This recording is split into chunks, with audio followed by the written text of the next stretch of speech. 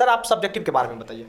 तो मैं अगर सब्जेक्टिव के बारे में बात बताऊं तो सब्जेक्टिव जो है सो आपको हर एक चैप्टर से कुछ ना कुछ सब्जेक्टिव देखने को मिलता है। खासकर मैं 2 नंबर वाली जो बातें बताऊं कि 2 मार्क्स की जो सब्जेक्टिव है वो आप फिजिकल से स्टार्ट कर लो। फिजिकल के आपके पास 5 चैप्टर हैं, ठीक है। उसके बाद आपको इनऑर्गेनिक के 4 चैप्टर हैं। सर एक सेकंड, फिजिकल में 5 चैप्टर है तो फिजिकल का जो 5 चैप्टर है उस फिजिकल के 5 चैप्टर में सबसे ज्यादा फोकस किस चैप्टर को करना चाहिए? सबसे ज्यादा उसमें से जो ऑब्जेक्टिव है, आप प्रत्येक पहले होता क्या था कि केवल 35 क्वेश्चन में से 35 बनाना है, तो बच्चों को एक चैप्टर से एक क्वेश्चन आते थे।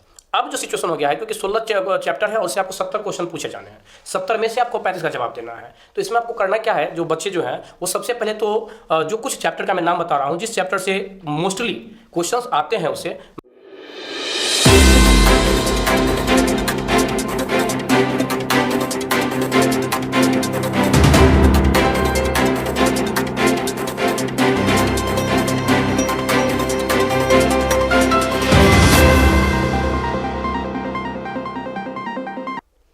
नमस्कार, मेरा नाम है नीतीश झा। आप देख रहे हैं डे न्यूज़ खबरें आप तक।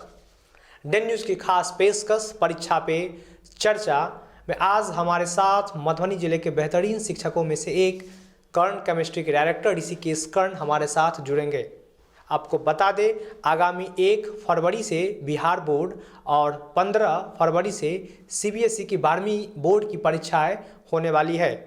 हमारे साथ मधुबनी शहर के अलग अलग एक्सपर्ट, अलग अलग सब्जेक्ट के एक्सपर्ट जुड़ेंगे। हमारी सबसे बातें होगी, क्या तरीका रहना चाहिए विद्यार्थियों को, क्योंकि अब समय बहुत कम है, लगभग 1 महीना ही शेष बचा हुआ है। सीबीएसई और बिहार बोर्ड की जो परीक्षाएं होने वाली है उसको लेकर के बातचीत होगी।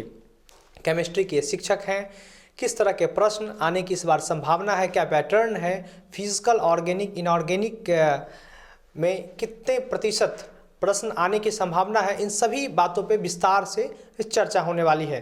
सर सबसे पहले तो डे न्यूज़ की खास पेशकश परीक्षा पे चर्चा में आपका हार्दिक स्वागत। बहुत बहुत धन्यवाद। सर आगामी 1 फरवरी से बिहार बोर्ड की परीक्षाएं होने वाली है और 12 फरवरी से सीबीएसई की परीक्षाएं होने वाली है। आप केमिस्ट्री के शिक्षक हैं, केमिस्ट्री का एक अपना अलग महत्वपूर्ण योगदान है। केमिस्ट्री में 3 parts, physical, organic, inorganic. Physical में सर क्या वेटेज रहता है प्रश्नोत्तर का, खास करके ऑर्गेनिक में क्या रहता है और इनऑर्गेनिक में क्या रहता है? सर हमारे विद्यार्थियों के लिए आप इसे विस्तार से बताएं। सबसे पहले तो मैं आपको इस डे न्यूज़ को धन्यवाद देना चाहता हूँ, जिन्होंने आज मुझे अपने स्टूडियो में बुलाकर और इस परिचर्चा का एक अहम हिस्सा बनाया। तो मैं सबसे पहले आपको बता दूं कि जो 1 फरवरी से जो एग्ज़ाम स्टार्ट होने वाली है, तो इस 1 फरवरी के एग्ज़ाम में आपको जो केमिस्ट्री का जो वेटेज है, सबसे पहले मैं बता दूं कि 100 मार्क्स के क्वेश्चंस होते हैं, माने 100 मार्क्स के एग्ज़ाम होती है। उस 100 मार्क्स में से 70 मार्क्स आपको आते हैं जो थ्योरी पेपर है, और प्रैक्टिकल पेपर में से 30 मार्क्स आते हैं।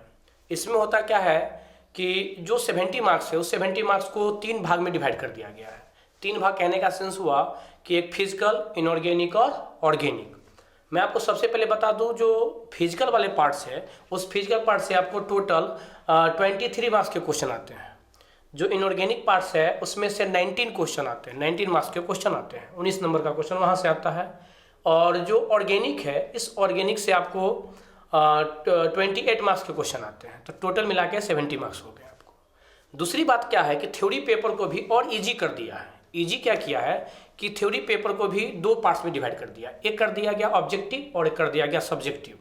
ऑब्जेक्टिव 35 मार्क्स के क्वेश्चन आएंगे, 35 क्वेश्चन आपको बनाना होता है, उसमें टोटल 70 मार्क्स के क्वेश्चन, माने 70 क्वेश्चन पूछे जाते हैं। ऑब्जेक्टिव में बनाना मात्र 35 है, ओनली 35 बनाना होता है, माने 2 गुना क्वेश्चन पूछा जाता है। ठीक सब्जेक्टिव की अगर हम लोग बात करें तो उसमें से आपको 20 क्वेश्चन पूछा जाता है 2 नंबर का। उस 20 क्वेश्चन में से आपको केवल 10 क्वेश्चन बनाना होता है। फिर उसके बाद जो 5 नंबर वाले क्वेश्चन, जब 5 मार्क्स क्वेश्चन, वो 5 मार्क्स क्वेश्चन आपको पूछा जाता है लॉन्ग टाइप क्वेश्चन, जो 6 क्वेश्चन पूछे जाते हैं। 6 में से आपको बनाना होता है ओनली 3 क्वेश्चन बनाना होता है बच्चों को। अब बच्चों को सबसे पहले ध्यान तो ये देना होगा कि जो आप ऑब्जेक्टिव बना रहे हो वो थोड़ा सा केयर, एकदम पूरा सावधानी के साथ बनाएं।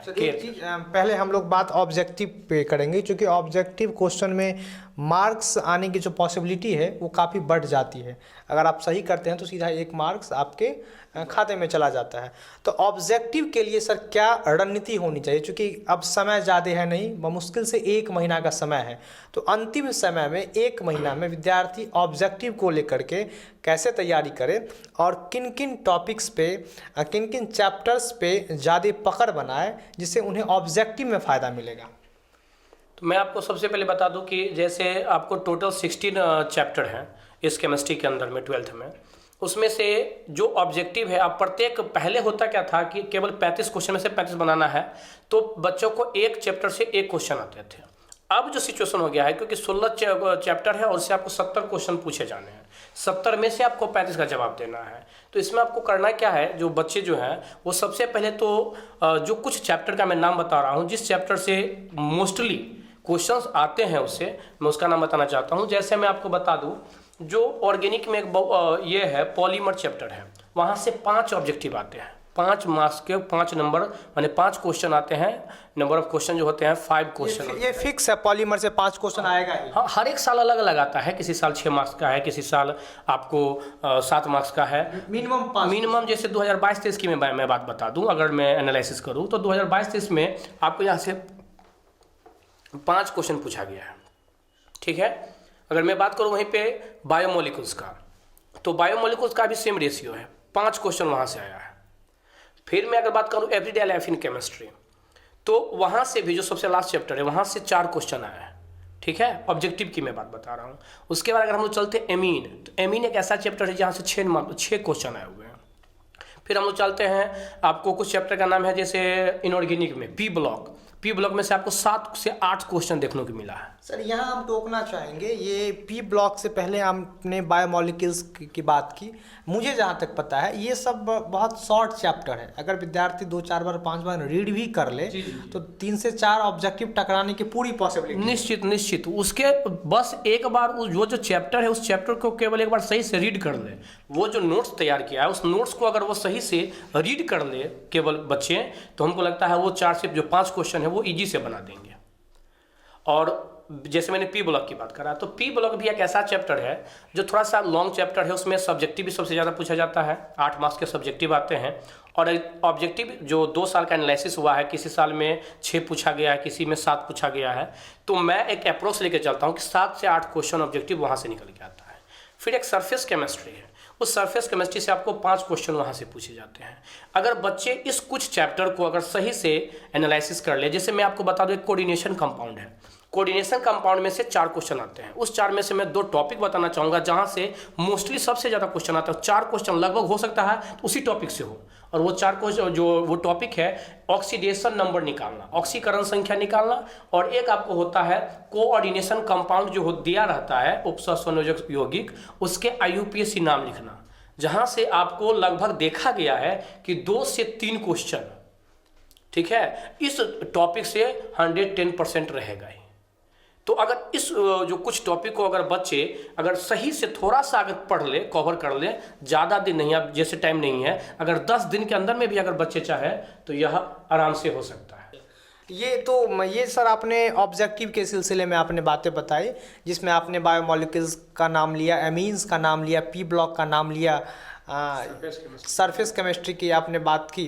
ये सब केमिस्ट्री इन एवरीडे लाइफ, ये जितने भी चैप्टर्स हैं, मुझे जहाँ तक ज्ञात है ये सभी चैप्टर्स रोज़मर्रा की ज़िंदगी से जुड़े हुए हैं, और आप रीडिंग करके भी आप ऑब्जेक्टिव में बढ़िया मार्क्स अचीव कर सकते हैं। ये तो सर ऑब्जेक्टिव की रणनीति हो गई। खास करके सब्जेक्टिव को लेकर के सर क्या फोकस रहेगा सर? सब्जेक्टिव को लेकर के जो भी विद्यार्थी हैं, जो भी छात्र हैं, जो भी छात्राएं हैं, उसकी क्या रणनीति होनी चाहिए? क्योंकि समय बहुत कम है, मुश्किल से 1 महीना है। एक चीज़ और कि बिहार बोर्ड और CBSE का जो परीक्षा पैटर्न है वो एक ही है। मतलब आप अगर बिहार बोर्ड के सिलेबस को देखेंगे और CBSE के सिलेबस को अगर आप देखते हैं तो दोनों के सिलेबस में बहुत कुछ सेम है, बहुत कुछ मिला हुआ है। जो भी विद्यार्थी हैं, तो ये जो एपिसोड रिलीज हो रहा है परीक्षा पे चर्चा, तो ये CBSE के लिए भी है और बिहार बोर्ड के लिए भी है। सर आप सब्जेक्टिव के बारे में बताइए। तो मैं अगर सब्जेक्टिव के बारे में बात बताऊं तो सब्जेक्टिव जो है सो आपको हर एक चैप्टर से कुछ ना कुछ सब्जेक्टिव देखने को मिलता है। खासकर मैं 2 नंबर वाली जो बातें बताऊं कि 2 मार्क्स के जो सब्जेक्टिव है वो आप फिजिकल से स्टार्ट कर लो। फिजिकल के आपके पास 5 चैप्टर हैं, ठीक है। उसके बाद आपको इनऑर्गेनिक के 4 चैप्टर हैं। सर एक सेकंड, फिजिकल में 5 चैप्टर है तो फिजिकल का जो 5 चैप्टर है उस फिजिकल के 5 चैप्टर में सबसे ज्यादा फोकस किस चैप्टर को करना चाहिए? सबसे ज्यादा जो एक चैप्टर है सॉल्यूशन चैप्टर है, जिसमें आपको राउल्ट्स लॉ के बारे में दिया गया है, हेनरीज लॉ है। उसके बाद जो सेकंड चैप्टर, उसके बाद मैं बता दूं ये जो थर्ड चैप्टर है इलेक्ट्रोकेमिस्ट्री, ठीक है। तो इलेक्ट्रोकेमिस्ट्री जो है वहाँ से भी आपको बता दूं कि लगभग फेराडेज लॉ वहाँ से क्वेश्चन 110% आना ही आना है। Electrolysis, Faraday's law of electrolysis, जो 2 उसके लॉ दिया गया, एक फेराडेज फर्स्ट लॉ, एक फेराडेज सेकंड लॉ। तो जैसा हमने एनालिसिस करा है, बहुत सारे लोग करीब 15 साल का क्वेश्चन, 16 साल का क्वेश्चन मैंने एनालिसिस करके जब देखा तो मुझे एक चीज़ 110% ये श्योर हो गया मैं कि जो फेराडेज लॉ है उसकी 2024 के एग्जाम में आने की 110% संभावना है। तो 2 मार्क्स का क्वेश्चन वहाँ से हो गया फिजिकल से। अगर मैं बात करूँ सरफेस केमिस्ट्री से, आप ले लो केमिकल काइनेटिक्स से जो रिएक्शंस होते हैं, ऑर्डर ऑफ रिएक्शन, उस ऑर्डर ऑफ रिएक्शन को आप देख लो, आपका वहाँ से 2 मार्क्स के क्वेश्चन फिजिकल का क्लियर हो जाएगा। दूसरी मैं बात बता दूँ, अगर मैं इनऑर्गेनिक की बात करूँ तो इनऑर्गेनिक में एक क्वेश्चन आपको मोस्टली माने पॉसिबिलिटी है पूछे जाने की, जो यूनिट 6 है वहाँ से आपको ज़्यादा पूछा जाता है। मोस्टली क्या कहते हैं उसको, जारन भर्जन एक आता है, रोस्टिंग और कैल्सिनेशन जिसको कहते हैं, वहाँ से कुछ क्वेश्चन मोस्टली देखा गया है। बार बार वो क्वेश्चन रिपीट हो रहा है, रिपीटेशन क्वेश्चन है ये।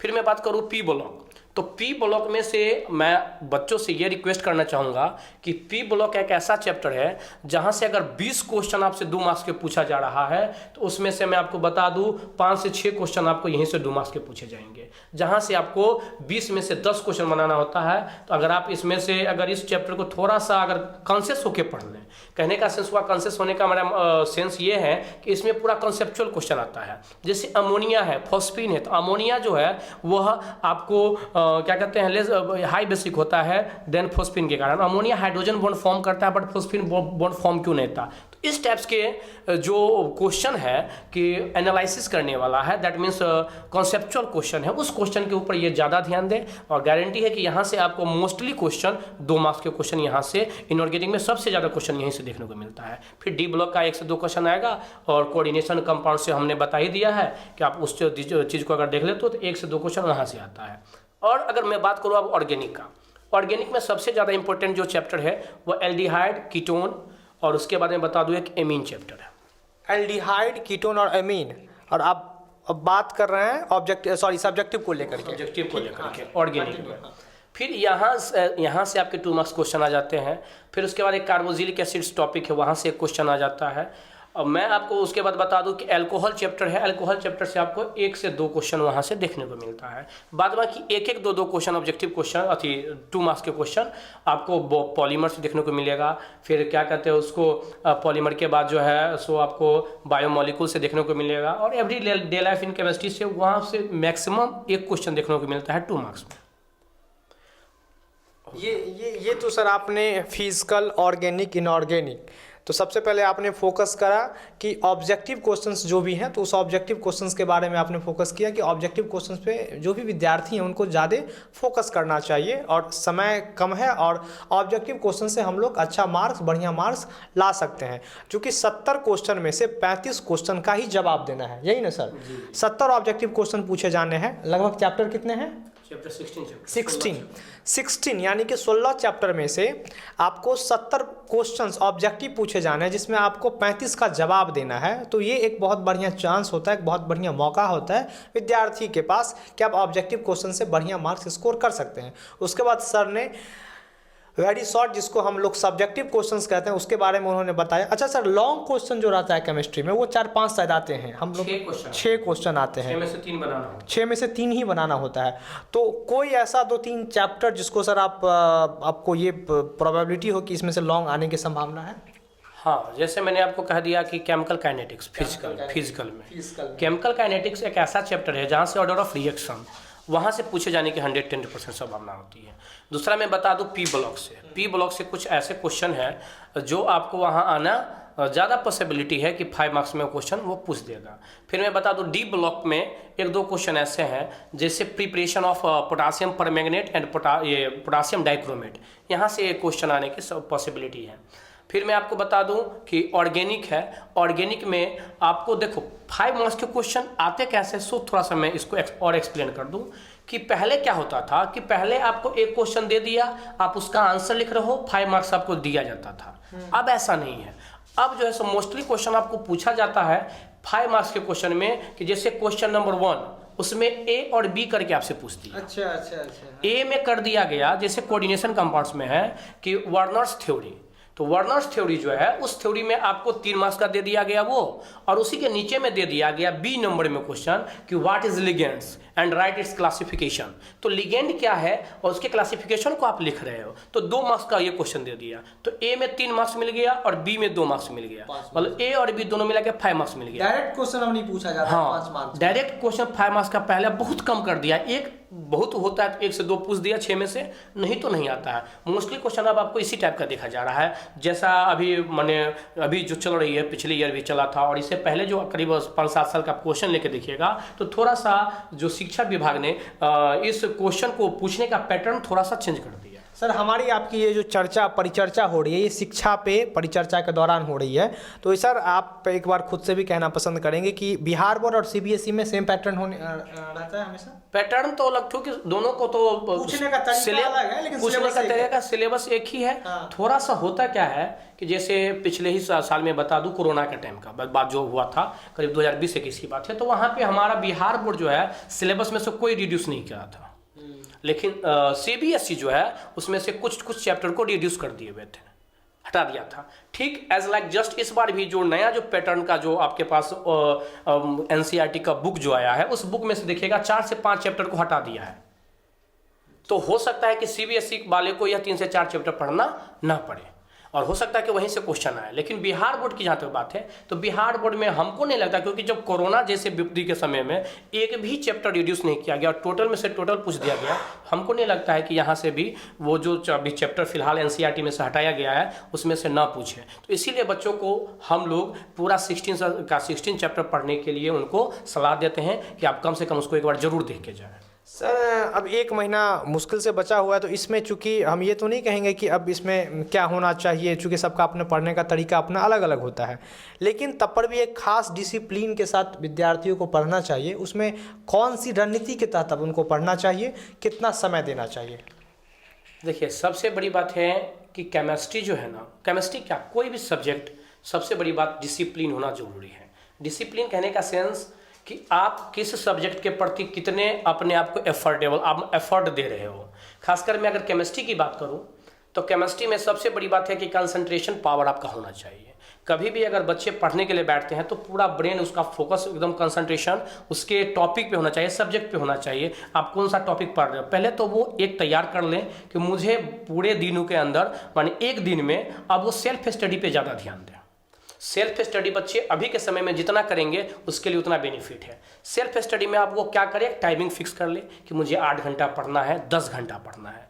उस 8 से 10 घंटे के अंदर में आपको पढ़ना क्या क्या है, पहले तो वो आप एक रणनीति तैयार कर लीजिए। इतना देर हमको 1-2 घंटा फिजिक्स पे देना है, 2 घंटा केमिस्ट्री पे देना है, 2 घंटा हमको मैथ पे देना है, बायोलॉजी है तो बायोलॉजी पर, हिंदी है और इंग्लिश है, क्योंकि हर एक सब्जेक्ट को आपको इक्वल लेके चलना होगा। आप किसी भी सब्जेक्ट की ज़्यादा तैयारी कर रहे हैं और दूसरे को आप थोड़ा सा कम छोड़ दे रहे हैं, ऐसा नहीं करना है। क्योंकि जो बच्चे आप देखिएगा, जो बच्चे टॉप करते हैं उस बच्चे का मार्क्स आप कभी मिलाने का कोशिश कीजिएगा तो हर एक सब्जेक्ट में उसका मार्क्स एकदम ऊपर हाई ग्रेड का होता है, तब जाके वो टॉप करता है। सर एक चीज़ और है, चूँकि परीक्षाएं के दौरान क्या होती है कि हम जब किसी चीज़ को पढ़ते हैं तो अचानक भूल जाते हैं, और ये मेरे साथ भी होता था, शायद आपके साथ भी होता होगा।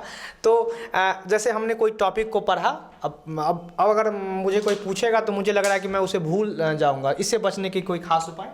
ये तो बहुत सही बात आपने बताया, क्योंकि यह शुरुआत से सबके साथ होता है।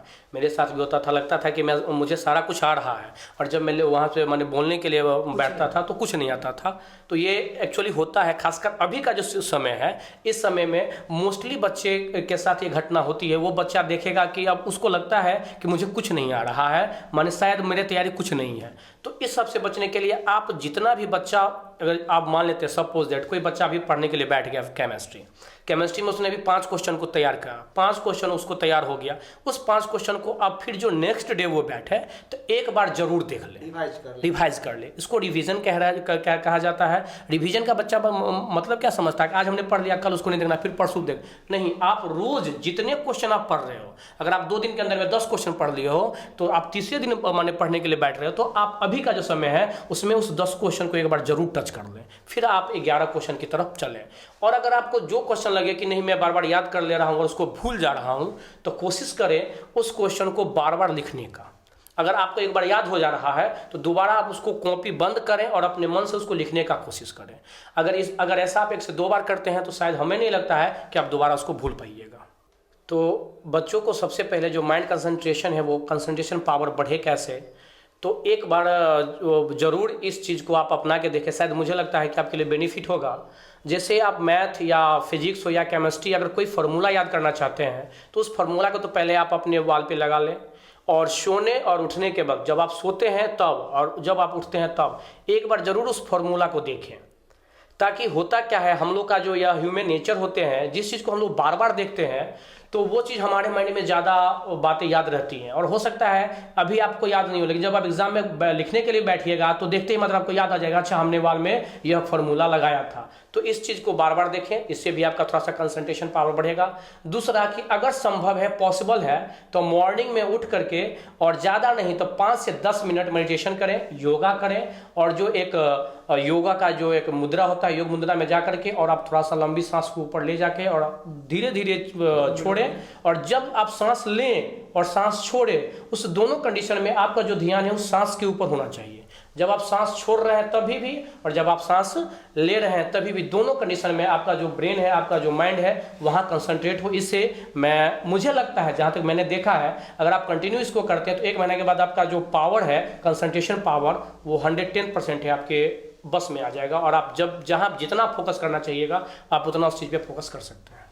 डेन न्यूज़ का ये पहला एपिसोड था और पहले एपिसोड में हमारे साथ मौजूद थे शहर के जाने माने केमिस्ट्री के शिक्षक ऋषिकेश कर्ण सर से हमने बातें की। इन्होंने डीपली फिजिकल, ऑर्गेनिक, इनऑर्गेनिक को लेकर के बहुत सारी बातें बताई।